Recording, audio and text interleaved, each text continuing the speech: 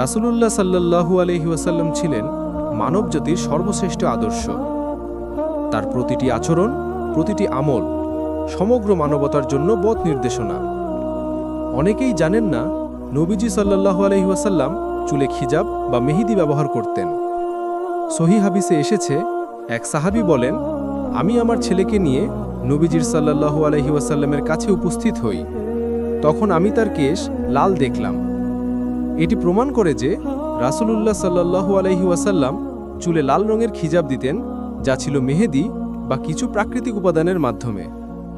তিনি তার সাহাবীদের উৎসাহ দিতেন যেন তারা বুড়ো চুল রাঙিয়ে ফেলে, তবে কালো রং এড়িয়ে চলে। আজকের যুগে যখন মানুষ সৌন্দর্যের নামে সুন্নাহ ভুলে যাচ্ছে, তখন রাসূল সাল্লাল্লাহু আলাইহি ওয়াসাল্লামের এই ছোট্ট আমলটি আমাদের জন্য হতে পারে সুন্নাহ পালনের এক অনন্য সুযোগ। আসুন আমরা নবীজির এই আমলকে জীবনে বাস্তবায়ন করি, যেন আমাদের চুলেও ভেসে ওঠে সুন্নাহর সুবাস। ভিডিওটি ভালো লাগলে লাইক দিন, বন্ধুদের সাথে শেয়ার করুন, আর ইসলামিক ভিডিও পেতে চ্যানেলটি সাবস্ক্রাইব করুন নূর আল কোরআন 24।